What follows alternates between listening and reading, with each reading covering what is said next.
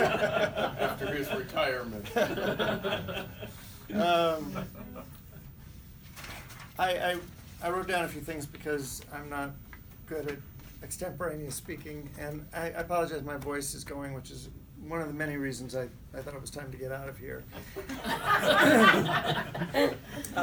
If you can't argue with editors, you got no place. Well, I managed to prove that I can still bring it this morning with Frankel, but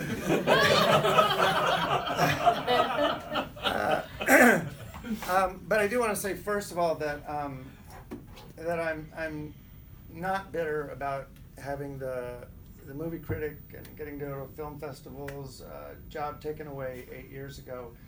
I got over that hours ago.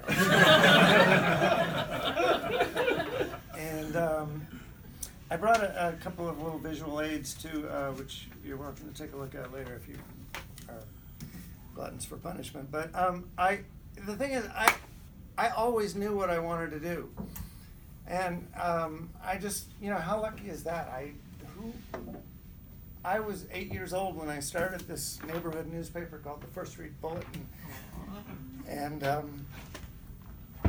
I've been doing this for 55 years. And by the way, I copied down somewhere here. I wrote everything. I wrote all the copy, and most of it referred to activities that I was involved in or wanted to be involved in,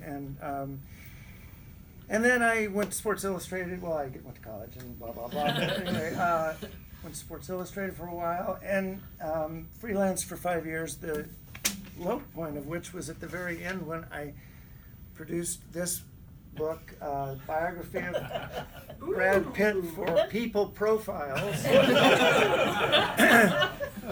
which immediately went out of business after this came out, and so did I. I came up here and, has been noted, had never written a movie review in my life, but my best friend said, "You criticize everything." So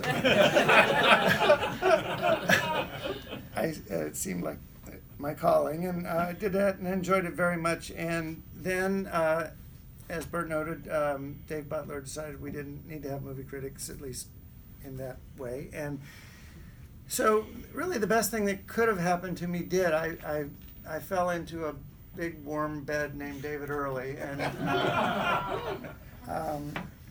we got to do a lot of great stuff, fun stuff. And I just want to bring up one. I don't want to quote my own writing too much, but there was one thing that we did together. I was given a daily after the infamous chili finger lady reemerged after jail, and she had done an interview with Channel 5, and we had to do something. She was our big story. So I was given a daily and told you do something with this. And so I wrote up the interview from the TV, but we really didn't have anything. She wouldn't talk to us, of course. And so the story was written, it was edited, it was back read, it was headed for page 1, and I left and was driving home down 17 to Los Gatos, and I suddenly had a line came to me, and I called up David Early while I'm driving 70 miles an hour down the freeway, and I dictated a line to, and of course, David was still here because he always was, and and this was right after she'd been quoted in this TV interview saying that Wendy's had banned her for life she was banned, and so the line that I asked David to put in right after that quote was this: "She gave Wendy's the finger, and now the fast food chain was giving it back."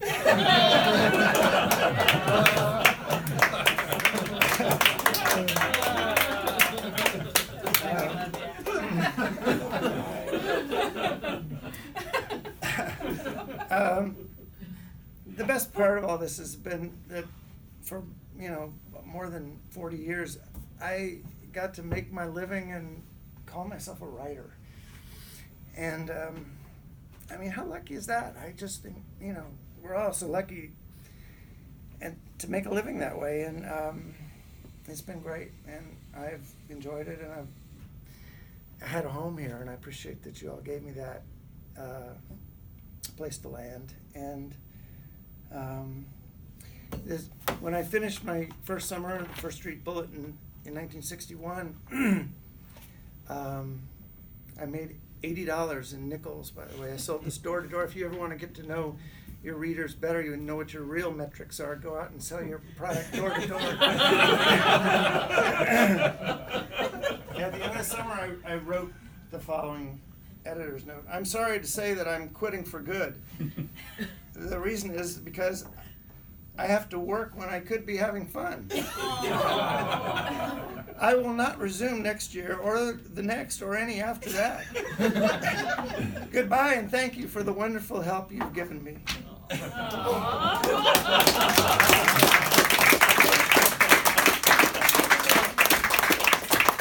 and thank you for the wonderful help you've given me.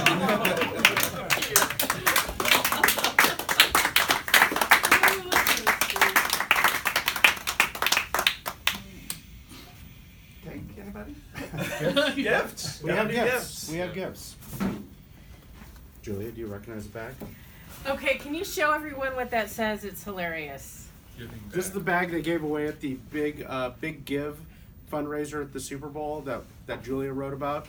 And it says, the Giving Back Fund, helping those who help others. This These are all the wealthy bag costs people more than some donating. people's rent. Okay, so we got some things for you. We have a nice card, which you can read at your leisure. Okay, thank you.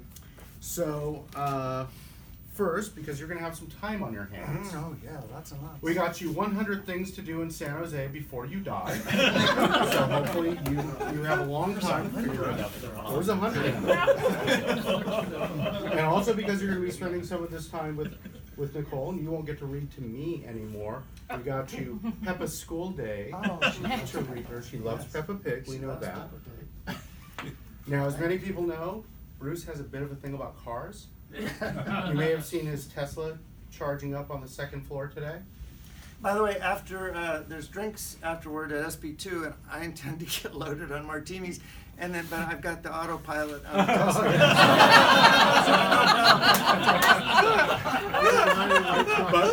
but Bruce's real automotive love is the Ferrari, and so he's got a book now with all the Ferraris, so you can spend some time with that. Yeah, oh, heavy too. Yeah. Thank you. Now that's the end of your literary stuff.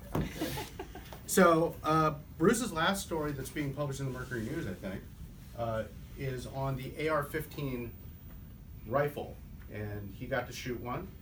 And this has been a labor of something that he's been finishing up with today, right at the last moment. You won't get any letters on that. We got you this nice collection of shot glasses that are gun themed, so you can remember your very last story. Okay. And what will you put in to said shot glasses?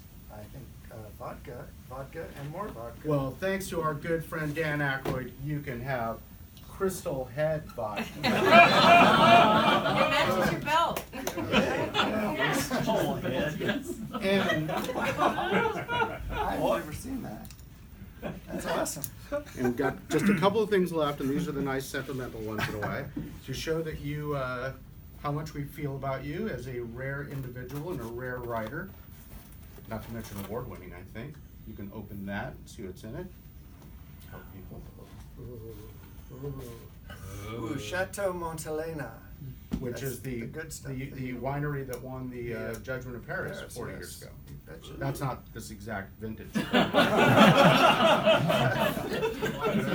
And finally, we got you a gift card to Silicon Valley's hottest restaurant, Din Tai Fung. Very good. And any number of these people will go with that. Except David Early, who gets in on his own. There's already been, yeah. And Awesome. that's it. I'll be headed home with this. Well, thank you all very much. The page. Reading of the top 10. Frankel. Yeah, why don't we have early should do that. I'm gonna use them, pass them this way. David's here. Bunch of the top 10 reading. No, but you're here today. You're here on Fridays. And Mark, let him try. This is Tim. My email is discontinued in about 10 minutes. So. You got vodka now. Let 'em write. You got vodka. You know, the year before you went to the Super Bowl, they had the media party, they had a table and they had all vodka. And this is interesting, look up, and it's Dan Aykroyd. He's like serving vodka out of his, he was like trying to push the brand thinking we'd all write about it. And none of us wrote about it. Oh. But it looks cool, the bottle looks cool.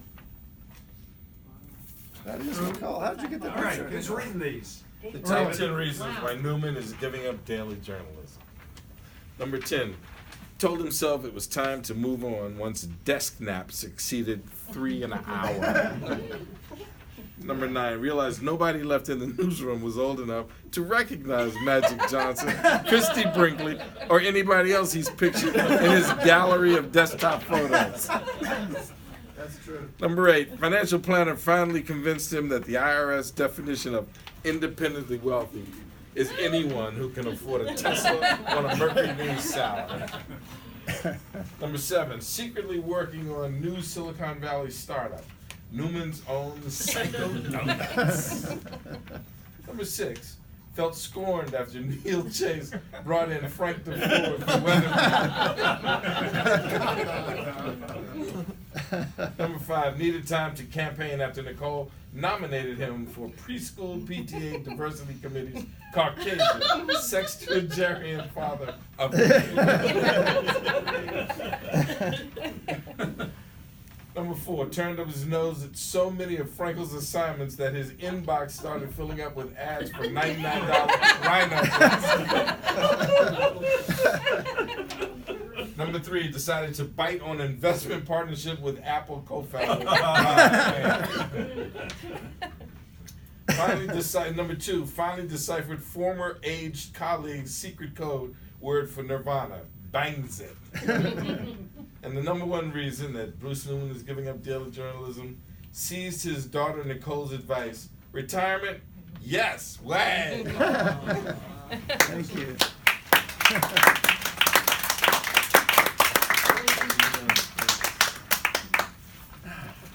Okay.